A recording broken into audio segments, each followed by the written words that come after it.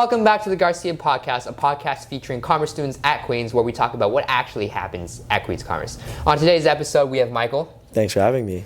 No worries. Glad you can come on the podcast. Now, Michael, you've been at Queens Commerce for a month now, right? And so I wanted to ask, as a person of color, right, do you feel like you belong at Queens Commerce? Yeah, so like in Com 101, which is like our Intro to Commerce course, we talk a lot about like equity, diversity, indigenization, and inclusivity, which is like the four main pillars of, I guess, just like talking about like inclusion at Queens. And I'd say honestly, like in terms of the people that are in Queens Commerce, like out of the 500-ish people, I'd honestly say it's very diverse. Like I'd say guy to girl ratio pretty much 1-to-1, and then like just in terms of just like people of different ethnic backgrounds and religious backgrounds and whatnot, I'd say it's honestly very even. And I haven't really received personally any sort of type of like microaggression or discrimination while being in the program. I know there have been people I can't speak for who have had other different experiences, obviously, and there's always going to be someone with a negative experience in any regard. But me personally, I think just like I've been pretty okay. You've been pretty okay? Yeah. I think looking back, I wasn't really expecting it to be this diverse because No, I totally agree. I was looking at all these Instagram accounts, remember, Stolen by Smith. That was, I don't know if have you heard about Stolen by Smith? No. Basically, it's an Instagram account that was run by like a past alumni, and they were documenting how for like people of color, how it was just people at Queens were just really racist towards them at Queens Commerce. And it was like, it's an account that you can find on Instagram. It's got like 10K followers, but it was basically documenting like the racism that people of color experienced while at Queens. It doesn't have to be at Queens Commerce, but like at Queens.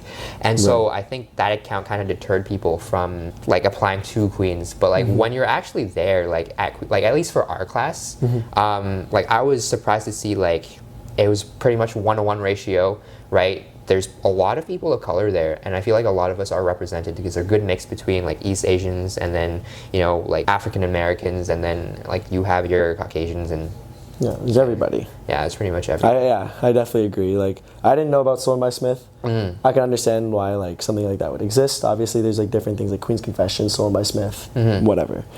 And yeah, I mean, like, it definitely would deter people. I personally think, just based off my experience alone, it's been a month, so I can't really speak as much about it, obviously, than people who have been here for like 3-4 years. But I think the culture's been very inviting so far, very welcoming.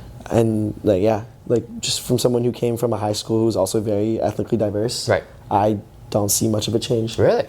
That's quite surprising, because I know a lot of people from Toronto, right? They see a lot of, like, theirs are really diverse, their high schools are really diverse, but when they come into Queens, it's like, it's almost like a homogeneous culture here. But I guess, yeah. But in terms of our program specifically, I think it's a lot more diverse. Yeah, I think our program specifically has gotten a lot more diverse over the years. So if you're a viewer and you're kind of like hesitant about applying to Queens just based off of diversity, or you feel like you won't belong, our class right now has been really diverse. So I would say like you should apply. Like I think you've had other, like you have Sean, you have Michael, like all those people of color. It's not like you pick them because they're people of color. They're just people who are interested. They're just and they just also happen to be in commerce. It's like, it's not like you're selecting people based on just like that, so you can look more diverse within Queens Commerce. It's just like it just naturally happens. Yeah. Talk to me a little bit more about culture, right? You've been here for a month, right?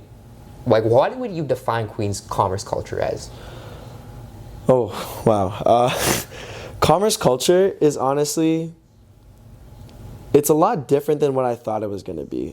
Like at the same time, like you obviously have like the whole, business majors, like they just go party, they do this, they do that, they just like, they have no class, which is kind of true. Like I don't really. To an extent. Like my weekly schedule is Monday 2 classes, Tuesday 2 classes, Wednesday 1, Thursday 3, Friday 0. But obviously for Owen, it's a lot different because you are like accelerated, so you have like 6 classes, 7 classes. I have like 6. Probably a lot busier. Yeah. But for me, like I don't really have many classes to do. But work is definitely a lot worse than I thought it was gonna be. Like people say business major this, business major that, but because Smith is actually like a really good business school, they uphold us to a higher standard. So like you're gonna do a lot more work than you think you are. And they said in our 101 class that for every hour you spend in class, you should be spending 3 hours outside of class. Dang. So I feel like there's like a misconception that we don't do like anything. But I know a lot of kids who are like really grinding it out. They're studying a lot, especially for like the interviews and stuff. Like I know people who are spending weekends of research, doing like stock pitches, marketing research, and I was like, this is ridiculous. Yeah. But I like the hustle culture that we have. I also kind of like how formal everything is within business. So I think that's like a good like culture to have, because it promotes just like bringing everybody up rather than just being so like cutthroat. You know what I mean? I think that's what separates Queen's culture from all the other, and I talked about this on my last guest, Sean, and we talked about how Queen's culture it's really uplifting and motivating, and how it's not like, it's good pressure because you have everyone else that's succeeding around you, right? But they'll also motivate you, and they'll give you, like, for example, someone's doing an interview, right? They'll help practice, or like have a practice mock interview with them, and it's instead of like trying to succeed at someone else's expense at other schools. At Queen's, we're kind of like a family. Yeah, almost. I agree. Like we can't speak for every program because we don't know every program. Like I'm sure like different things like Kin or Health Sci or whatnot, they might have different cultures than we do. But in terms of commerce, yeah, I totally agree. Like, you know Annika? Annika Tracy? Oh, yeah. Yeah, like she was like helping, or she was like studying for her quick pitch or her limestone pitch. I don't remember which one it was. Yeah. But she like was asking me questions that just sort of like just to help her out. And I was like, yeah, I can also help you with like mock interviews, stuff like that. I think that really translates through everybody. Like it's not just like, oh, I took initiative and did this. It's like, it's barely initiative at all. Like people are just like inclined to just help each other out, I think. I think that's like something that's really good about Queen's Commerce. I really like how people just like love to help each other out, for sure.